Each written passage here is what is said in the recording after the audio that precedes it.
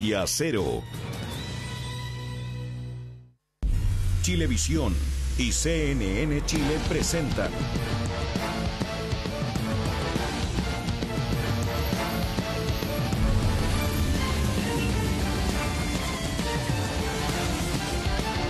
Tolerancia Electoral.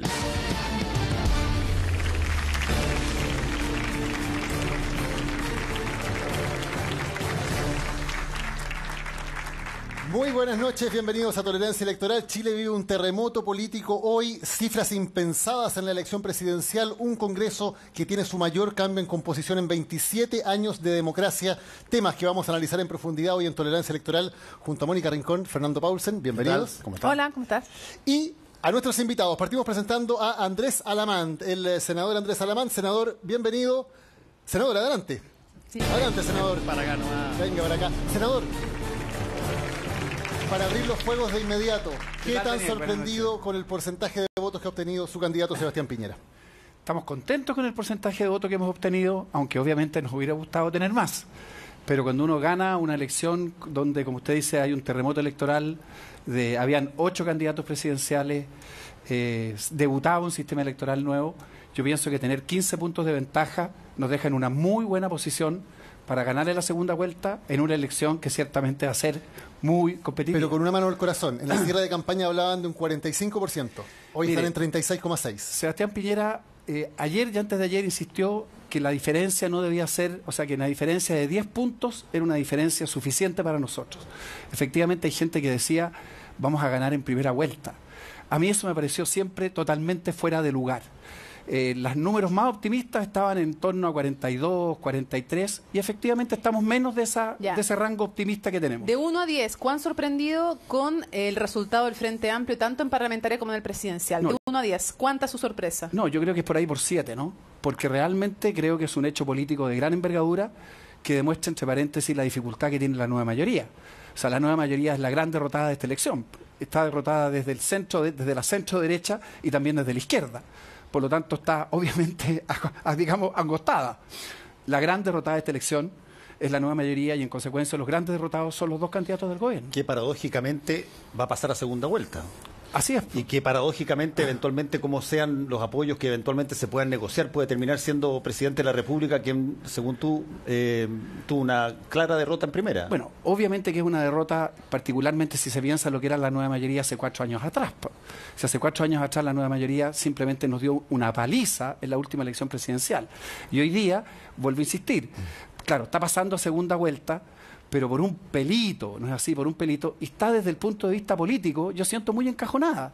Obviamente que el proyecto político que nosotros tenemos es muy distinto al de la nueva mayoría, y aquí viene la dificultad para la nueva mayoría, o para lo que queda de ella, el Frente Amplio. ¿Qué fue lo que dijo durante toda esta campaña?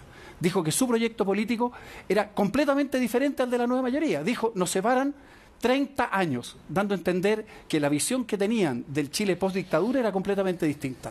Por lo tanto, sumar rápidamente el aceite con el vinagre no se ve tan fácil. Vamos a ver qué es lo que opina al respecto nuestro siguiente invitado. Saludamos al diputado Pepe Out.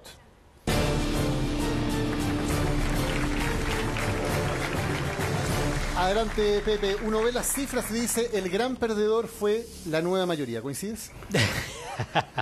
Debe haber sido Alamán el que dijo eso. No, lo estoy diciendo yo, viendo las cifras de cómo están cayendo, por ejemplo, en cantidad de parlamentarios. Sí, efectivamente. Yo creo que aquí hubo una especie de marea, de ola, que pasó por encima de muchos parlamentarios. Yo creo que reflejó una voluntad de renovación que no había sido identificada con la fuerza con que se expresó. Y a pesar de que Sebastián Piñera estuvo muy por debajo de las expectativas, aunque ahora se bajen las expectativas que fueron señaladas hace menos de 48 horas, y hay expectativas reales de poder ganar la próxima elección, es evidente que es el fin de un ciclo político y el comienzo de uno nuevo. ¿Sabes? Mi observación más profunda es la gente dejó de comportarse de manera binominal, y eso es lo nuevo. ¿Esta es la post-transición? De todas maneras, es un nuevo ciclo político, ya no hay dos fuerzas, una frente a la otra.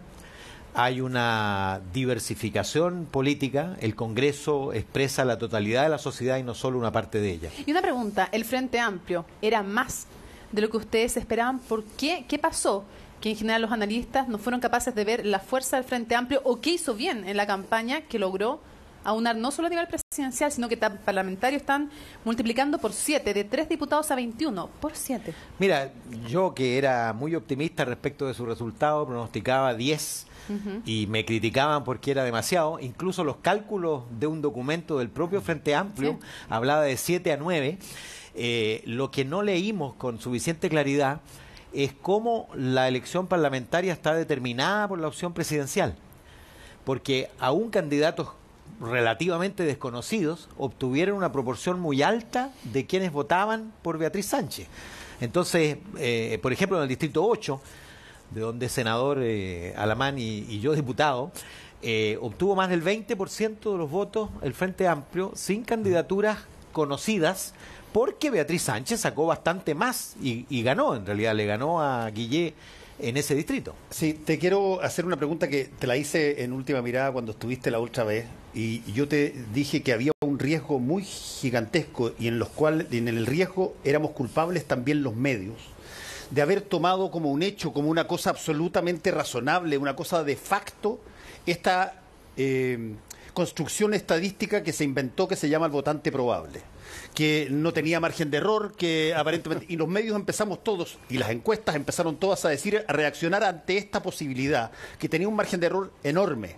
Y yo creo que en gran medida lo que se ha demostrado, como que todos van a decir que se cayeron las encuestas, yo creo que se cayó esta construcción que se hizo, que dio a entender de que las cosas podían ser de una manera sin avisar, que si es que tú tenías 8 puntos menos, todavía estabas dentro de ese margen de error gigantesco que generaba esta nueva estadística. Absolutamente. Y yo te conté ese mismo día, en Última Mirada, que las encuestas hechas con el filtro, ¿tiene usted disposición a participar en la próxima elección presidencial? Y solo en esa eventualidad de que respondiera positivamente se encuestaba, las cifras son mucho más cercanas a lo que ocurrió en esta elección. Vamos a saludar ahora a Javiera Parada. Javier, adelante.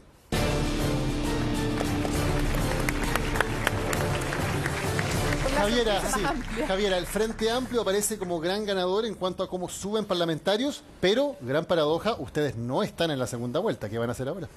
Bueno, nosotros estamos muy felices, creo que este es el mejor resultado, la verdad que si bien es cierto no estamos en segunda vuelta, ha cambiado el espectro político de este país, acaba de aparecer una nueva fuerza política que hasta hace un año no existía, con alrededor de 20 diputados, se acabó el sistema binominal y por lo tanto el duopolio, y nosotros creemos que se viene un Chile nuevo donde ya las cosas no se van a decir entre dos fuerzas, así que nosotros con mucha humildad, pero hoy día estamos contentos y queremos celebrar la votación de Beatriz y la elección de diputados. Hay más preguntas para todos, pero antes tenemos que ver cómo queda el panorama del Congreso, porque de verdad es un cambio rotundo lo que ha ocurrido. Grande, sí. Iván Núñez nos va a contar y nos va a clarificar cómo queda este nuevo Congreso después del mayor cambio en 27 años desde el año 90 que se crea este Congreso, que no había habido un cambio como el que acaba de ocurrir en el día de hoy. Iván.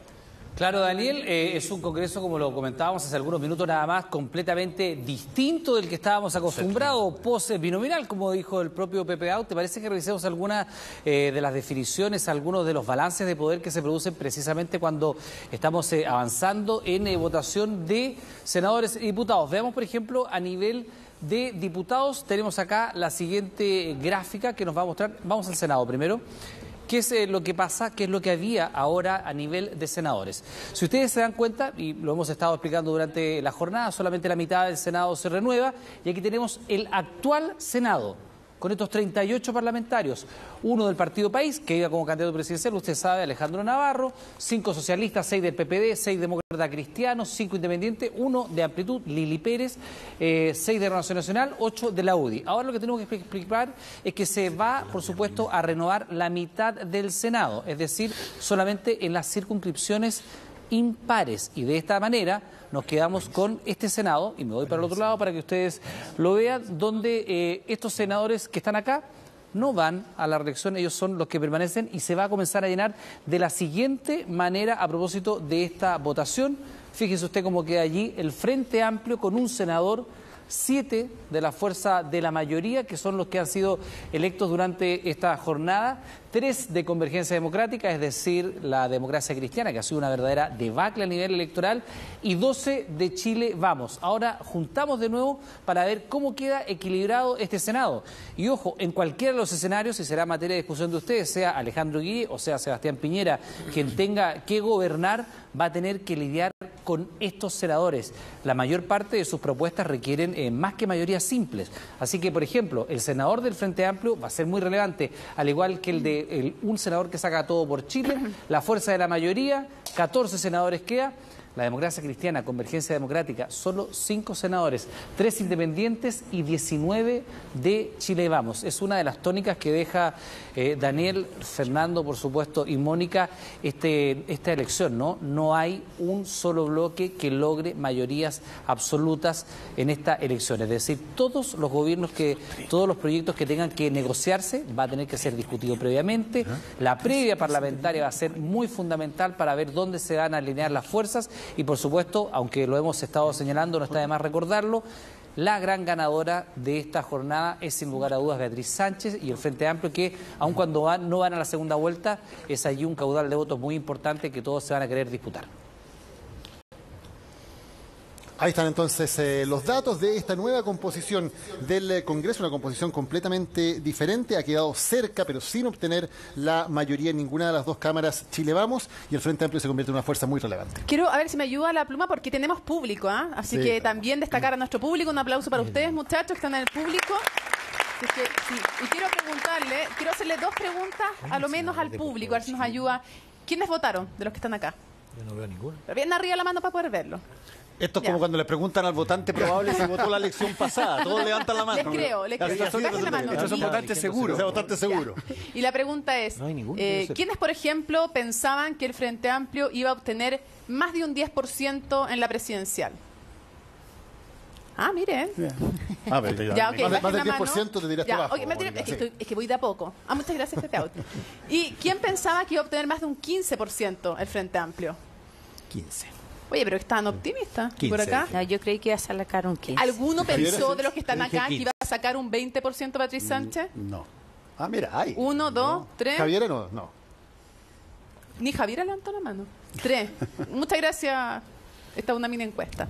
Yo ¿Bien? quiero decir que este es un escenario, Andrés, especial para una idea tuya que es la consecución de otra idea, que es como está repartiéndose el poder, y quizás Pepe y Javiera podrían colaborar también en esto. Yo creo que está casi mandado a hacer para transformar el sistema político en un sistema semipresidencial, ¿o no? Bueno, ese quizás puede ser uno de los temas que venga por delante, porque uno de los efectos que tuvo el cambio del sistema electoral proporcional es que se termina la política a 2 mitades y, como hemos señalado algunos, se transforma en una política a 4 esquinas, que tiene por lo pronto 4, no es así, candidaturas principales, y tiene 4 fuerzas, o por lo menos 4 sectores principales, aunque la verdad de Le las falta cosas... la cuarta. ¿Cuál sería la cuarta? Es que eso es lo que iba a decir. La cuarta debió ser Debió ser la democracia cristiana, pero está teniendo un resultado verdaderamente muy, muy malo. media coja la mesa. Pensé que estabas pensando en Cast y en su futuro movimiento. No. Estaba pensando concretamente en la democracia cristiana o lo que podría haber sido Ciudadano, pero ambas tuvieron muy, muy malos resultados. Ajá. Y en Pepe, consecuencia... ¿es como para que esté tan satisfecho? Yo no es que los quiera hacer pelear, pero ¿es como para que esté tan tranquilo Andrés Alamán? No, pero él es un optimista inveterado, siempre, tú sabes, ha Yo recorrido tanto desierto que un resultado como pero este, por broma- supuesto, lo broma- lee muy Pero bien. bromas aparte, al margen de que uno estaba en 1000 batallas, ¿no es así? Y yo francamente en la mañana le preguntaba a la Marcela y le decía, ¿cuál va a ser la sorpresa de esta elección? Porque era de cajón que iba a haber una sorpresa. Habían demasiados elementos nuevos arriba de la mesa. Hubo Yo no me mucha habría sorpresa. imaginado que el Frente Amplio iba a tener el tremendo resultado que obtuvo. Lo cual es bueno para usted. Por eso, pero además que se iban a perder, por Vamos a ejemplo, no sé, derrotas emblemáticas, que no saliera senador Ignacio Walker, por ejemplo, o que Osvaldo Andrade se perdiera en su distrito. Eran cosas que uno no se imaginaba. Pero dicho eso, yo verdaderamente estoy tranquilo por lo siguiente, porque simplemente mido las cosas que... O sea, nosotros estamos a una cierta distancia, ¿no es así? Estamos a cuánto, a 12, 13 puntos de llegar a la mayoría absoluta. Y Alejandro Guillé tiene una tremenda dificultad para armar una coalición. Pero además él está mucho más lejos, él está a 20 y tantos puntos. Por lo tanto, la distancia que tenemos hasta la meta, nosotros la tenemos como con mucha... Es como en una carrera de 100 metros que haya un competidor que parte con los tacos en el, Sí, en el, y le en el fue bien en punto la cero parlamentaria a usted. y el otro está con los tacos no sé, en el metro 35. Obviamente que tenemos una ventaja. Ya, pero para eso, para precisamente superar esa desventaja, está en 22,7 y ayer los votos claves son los de Beatriz Sánchez. Javiera, ¿qué hace el Frente Amplio, que ahora ha obtenido un tremendo éxito? Pero la pregunta es, ¿podrá políticamente procesar ese éxito o será esto también una semilla que siembra la discordia al interior del Frente Amplio? A ver, yo creo que nosotros, como digo, estamos muy contentos de los resultados que hemos tenido, pero tenemos que ser tremendamente humildes con lo que viene. O sea, es muy fácil ser oposición y ser minoría. Y es mucho más difícil tener la responsabilidad de hoy día 20 diputados, un senador y el caudal de votos que sacó Beatriz.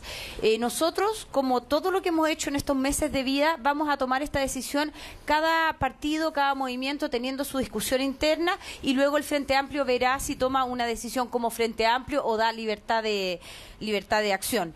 Yo lo que creo es que, aparte de la irrupción de esta tercera fuerza de centroizquierda renovada con nuevos liderazgos, lo que queda claro en esta elección es que Chile no es un país de derecha, como nos habían hecho creer por las encuestas y los medios de comunicación. O sea, hoy día, si uno ve cómo ha sido el comportamiento electoral de las chilenas y los chilenos, hay una mayoría que quiere seguir profundizando el camino de Chile hacia un país con más derechos, con más justicia social, con más participación y con más democracia. Javier, solo para en ese dato específico, por ejemplo, entre Piñera y Kast suma más del 44%. O sea, Eso es un país entonces de centro-derecha, a lo menos. Sí, pero hoy día hay varias candidaturas que apuntan a un país donde haya una serie de cuestiones de la vida cotidiana nuestras que sean derechos y que no estén al arbitrio del mercado. Y eso es lo que hemos visto. Ahora, ¿podremos ponernos de acuerdo o no? Es una pregunta que hoy día no tiene respuesta.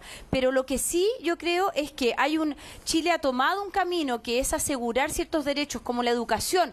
Hay una deuda con nuestras pensiones, la nueva constitución que nosotros en el Frente Amplio creemos que debería ser hecha a través de una asamblea constituyente. La pregunta es, ¿vamos a seguir empujando ese carro para allá, a profundizar la reforma laboral, o vamos a parar incorporar esto? a Pepe en la discusión. ¿Dónde tiene que mirar Guillet? ¿Tiene que mirar a su izquierda, por ejemplo, prometiendo no más AFP, prometiendo una asamblea constituyente para ir a buscar esos votos de los que habla Javiera? ¿O tiene que mirar más bien hacia el centro político? Yo creo que tiene que afirmar su identidad y tiene que buscar a los electores que siempre no están definidos solamente ni principalmente en el eje izquierda-derecha. Fíjate que los electores de Beatriz Sánchez, según la propia encuesta CEP, cuando tú investigas el perfil, es extremadamente parecido al perfil de los electores de Alejandro Guillet. De hecho, lo que hubo durante toda la campaña fue pasaje entre uno y otro, entre el otro y uno, y finalmente un buen remate de campaña hizo que Beatriz Sánchez consiguiera el resultado que tuvo, particularmente en la región metropolitana, donde ganó.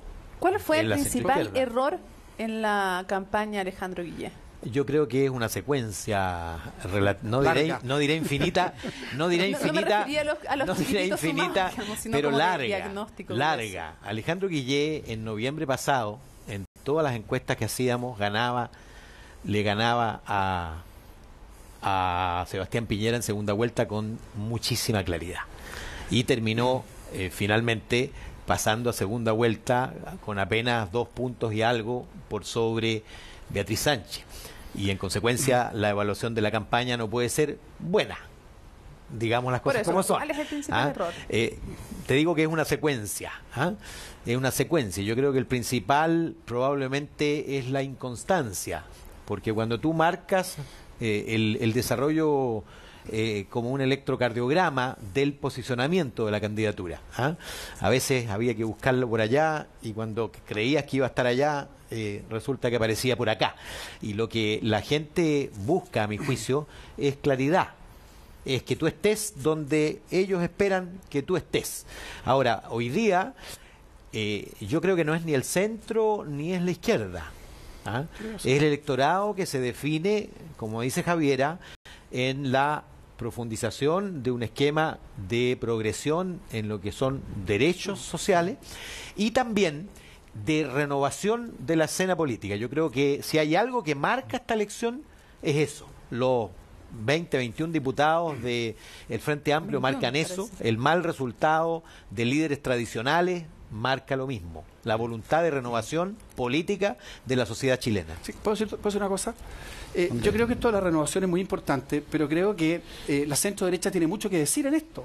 O sea, por ejemplo, el rendimiento de Evópoli, que obtiene 2 senadores y obtiene, entiendo, 6, 7 diputados, es verdaderamente un logro de renovación mucho más de lo política previsto, enorme. a pesar del arbitraje de Sebastián Piñera. Tomando en cuenta la vía imposible que le hicieron. Exactamente. Y en el caso de Renovación Nacional igual, que obtiene y se transforma en la primera fuerza del país. Yo quería simplemente hacer un comentario respecto de... Yo no creo que los países sean de izquierda o de derecha, así como genéticamente. Pero si esto hubiera que definirlo de alguna manera, habría que decir que de lejos la primera fuerza es la centro-derecha. Si tiene 37% en un candidato de centro-derecha y tiene 8% en un candidato de derecha. Eso no se encuentra en ninguna parte. Pero lo que yo pensaba es lo siguiente. ¿El efecto del Frente Amplio cuál es? Yo creo que el efecto del Frente Amplio es muy significativo, porque pone en jaque a la candidatura de Guillé. ¿Por qué pone en jaque la candidatura de Guillé? Porque aquí lo que está en el trasfondo de esta elección, ¿qué es lo que es?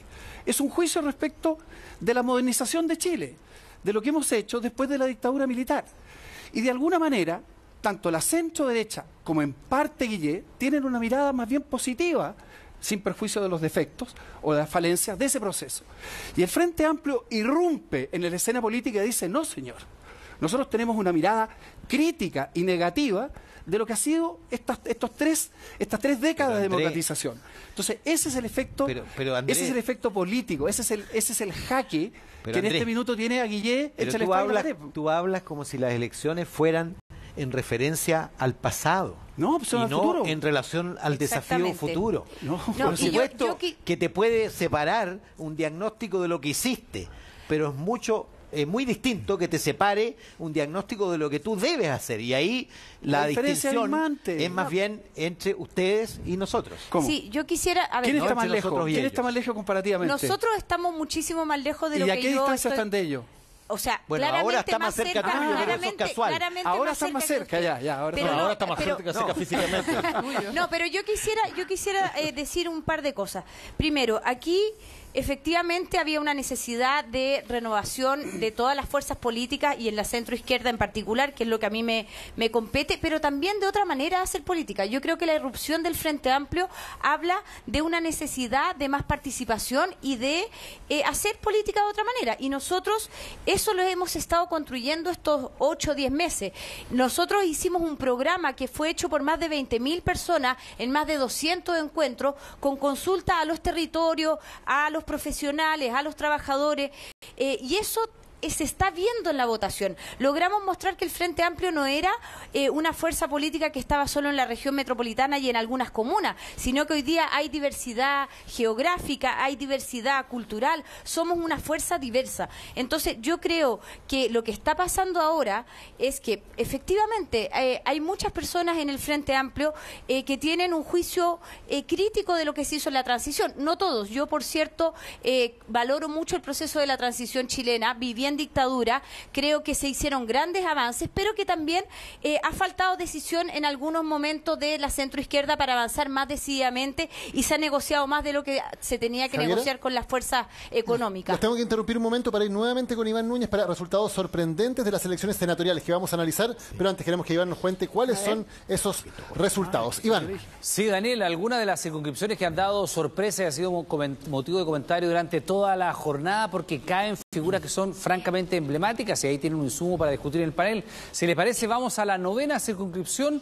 Estamos hablando del Maule, donde ya tenemos el 86,83% de los votos escrutados, es decir, estos resultados son prácticamente definitivos. 338.000 personas son las que participaron y aquí se producen algunas pérdidas de figuras de carácter nacional y también se va configurando esta debacle de la democracia cristiana.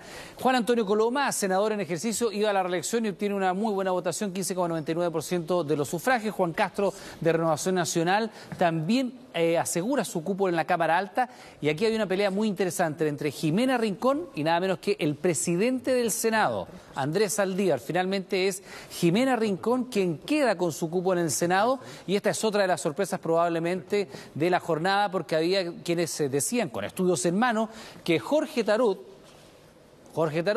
un emblemático del Congreso, que saltaba al Senado, iba a derrotar finalmente a Álvaro Elizalde, cuestión que no ocurre. Álvaro Elizalde integra el Senado, al igual que lo hace Rodrigo Galilea de Renovación Nacional.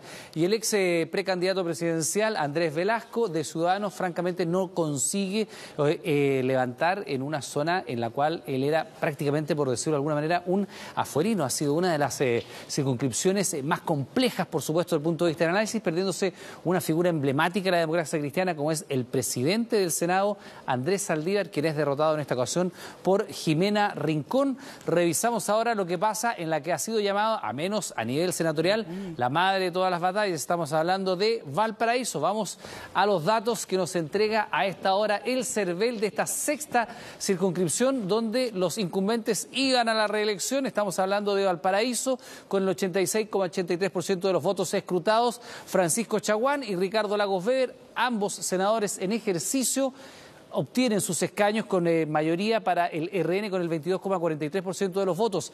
Se le dio por perdida durante prácticamente toda la jornada a Isabel Allende, que incluso se había cambiado para ir a esta circunscripción. Obtiene su puesto la senadora socialista con el 8,86% de los votos. Acá hay uno de los triunfos más importantes de Revolución Democrática, concretamente con la votación que obtiene Juan Ignacio Latorre, 4,62%. Ahí hay que ver cómo queda conformado el Senado con esto. Y el RN Kenneth Pugh, quien con solo un 2,18% de los sufragios entra al Senado. Es una de las complejidades que decíamos. Este sistema proporcional moderado, el método D'Hondt, va a dejar dentro del Senado, en este caso, a personas que tienen una votación más baja. Fíjese usted, por ejemplo, Kenneth Pugh es arrastrado por Francisco Chaguán. Él obtiene solamente el 2,18% de los votos. ¿Y esto qué significa?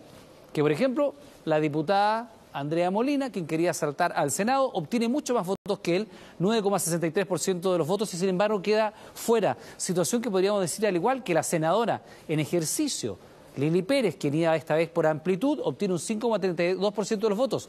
Mucho más, por ejemplo, que Kenneth Pugh, más que Juan Ignacio Latorre, y sin embargo no le alcanza por el sistema para ingresar a la Cámara Alta. Y aquí es otra de las debacles de la democracia cristiana.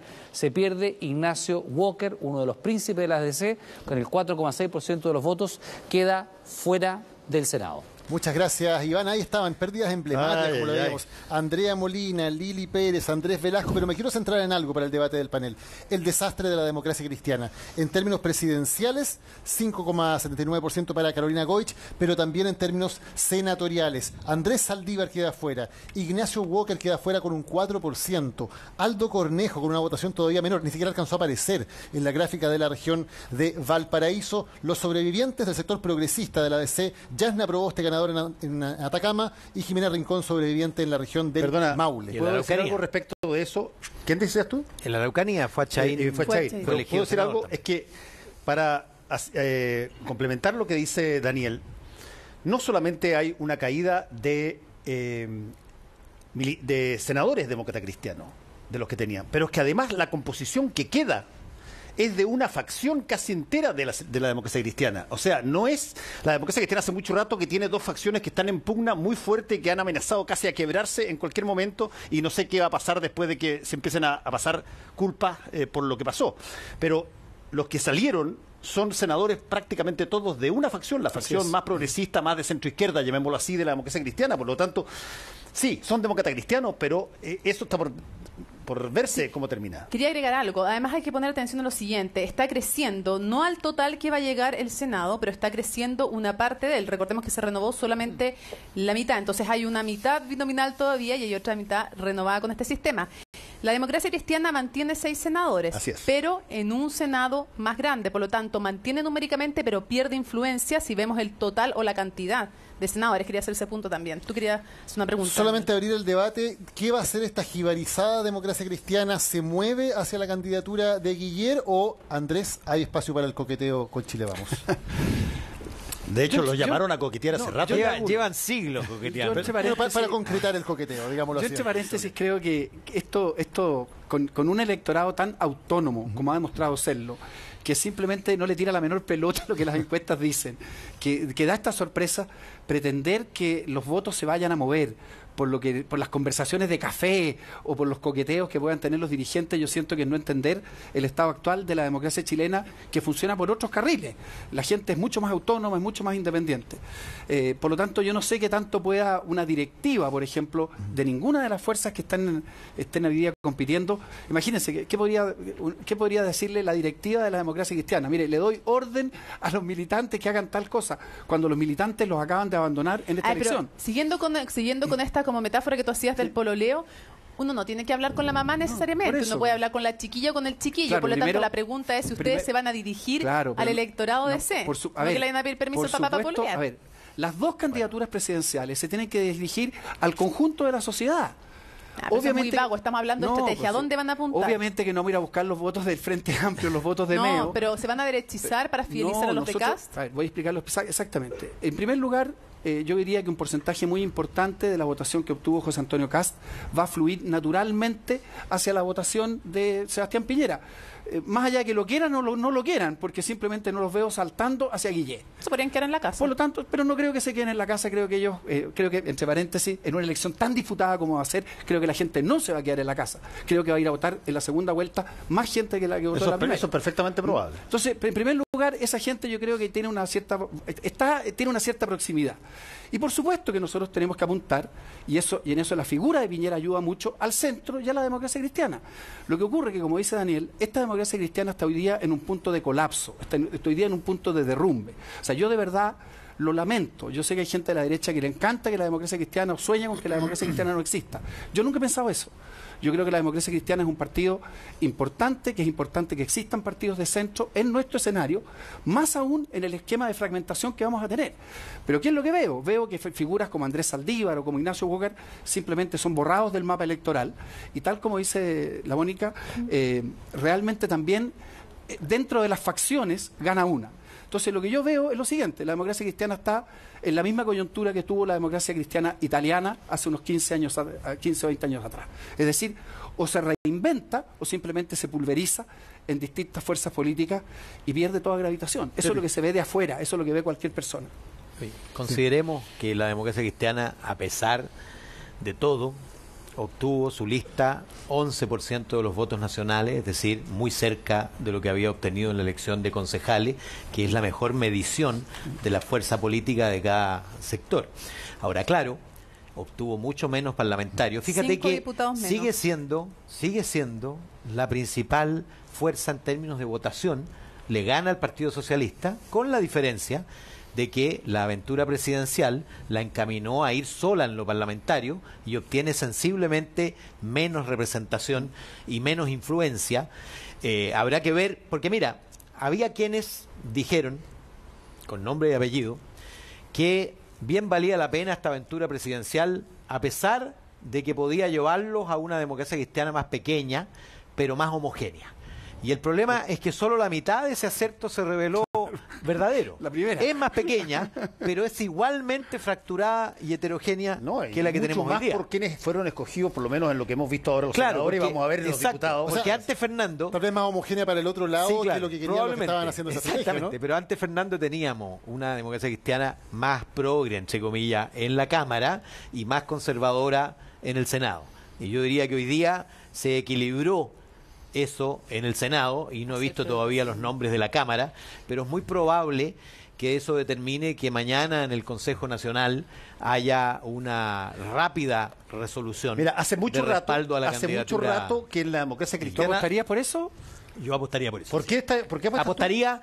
Mira, ellos tomaron la decisión de resolver de inmediato. En el Consejo. Esa es una resolución tomada. Y por lo tanto habrá probablemente dos proposiciones, la de apoyar a Guillé y la de libertad de acción. Perdón que acote una cosa al margen, pero la primera gana. Sí, no, es que iba a acotar algo al margen. Recuerden que hizo antes de la elección, puede quedar invalidado por los resultados, pero hizo una carta a la directiva de la democracia cristiana diciendo dos cosas. Lo primero, pidiéndole a los militantes que cada gesto de apoyo a Guillé fuera personal, o a cualquiera que fuera. Y lo segundo, pidiendo que fuera finalmente la Junta Nacional y no el Consejo Nacional el que resolviera. Tal vez, chiquillos, para muchos de los que están acá en el estudio, no les digo chiquillos ustedes, sino que en nuestro público. Podría también, ¿por qué no? A la Javiera también, bueno, ya.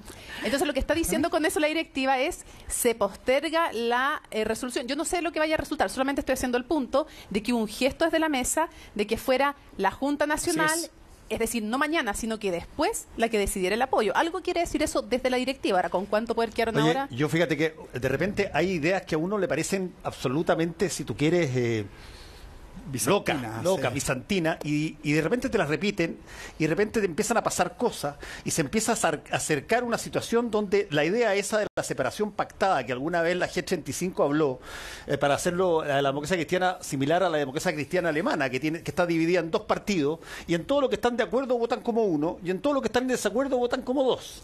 Y son partidos separados, pero que de repente en algunas cosas se unen.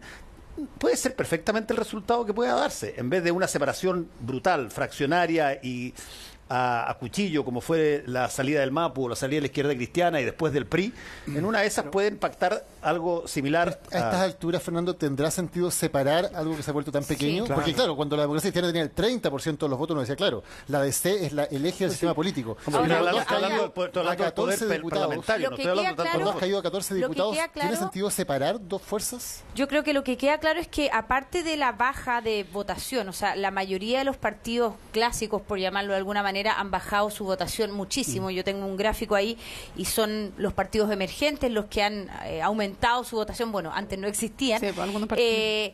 Pero aparte de eso, yo creo que se va a redibujar la correlación. O sea, hay una correlación de fuerzas distinta en la nueva mayoría, en lo que ahora es la nueva mayoría, porque cambia la correlación de fuerza en la democracia cristiana. Vamos a ver qué pasa en el Partido Socialista. Por lo tanto, ese espacio político se va a redibujar. Y eso va a ser interesante para ver el ciclo que viene, el nuevo ciclo, ¿no? Sí, pero solamente un comentario. Hay una sola cosa que la democracia cristiana en la que no debería perseverar, que es precisamente en esta tendencia hacia la izquierda. Porque eso es precisamente lo que la ha terminado por derrumbar.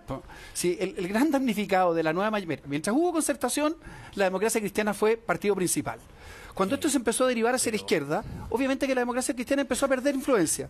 Cuando incorporó el Partido Comunista, pero escúchame, cuando incorporó el Partido Comunista fue mucho más. Y ahora tiene no solamente otras expresiones de izquierda, sino que tiene una expresión de izquierda nueva, como es el Frente Amplio. Entonces, si alguien en su sano juicio piensa que la democracia cristiana tiene destino siguiendo su deriva hacia la izquierda, está absolutamente fuera de la razón. Yo creo que no es ese el problema de la democracia cristiana. Tendría que volver a ser de centro, pues. Tendría que volver a ser de centro. Pero si el centro es una ficción. Bueno, ya, el centro no existe, Andrés. El centro no existe. Es un punto geométrico. Claro. La concertación ha venido diciendo que es la alianza del centro y la izquierda durante 30 años. Ahora el centro no existe. La democracia cristiana, Andrés, se define a sí mismo doctrinariamente como un partido de centroizquierda desde hace más de 2 décadas. Está bien. Y eso que tú muestras como una fotografía, tienes que mirar la película. Pregúntele al demócrata cristiano si cree que ha hecho un buen negocio.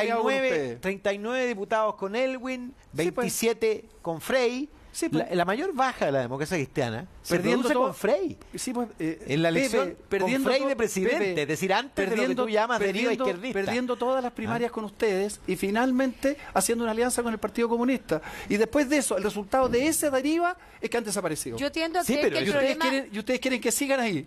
Yo tiendo a creer que el problema de la democracia cristiana tiene más que ver con que es un partido que responde a una realidad que ya no existe, que si está más cerca de la izquierda o de la derecha. Responde a un país que ha cambiado enormemente y cumplió un rol cuando lo tenía que cumplir en la última mitad del siglo pasado, pero hoy día este país está pidiendo otra manera de hacer política. Javier, ¿tú crees que no tiene futuro la democracia cristiana? Yo creo que no tiene un largo futuro por delante. Y al mismo tiempo creo que en la derecha también es una muy buena noticia de que una fuerza emergente como Evópolis, que también habla de una nueva derecha más liberal, que también están haciendo políticas de otra manera, haya irrumpido. Creo que a Chile le hace muy bien esa irrupción de esa nueva Tomando derecha. lo que dice Javiera, ¿cómo queda también la figura de Felipe Kast, que no solo es electo senador, sino que primero, por lo menos según los últimos resultados que teníamos, primero además en su región, y arrastrando además a una candidata que, la verdad, discúlpenme, pero en general también vimos muchos casos de partidos que pusieron a mujeres sin darles tanta posibilidad real de ser electa y que algunas de ellas terminan siendo arrastradas por una alta votación de un compañero. Más allá del tema ya de las mujeres y la ley de cuota, Felipe Kast, ¿en qué posición queda Yo creo que también queda extraordinariamente bien, en la centro derecha? Lo impactante de Kast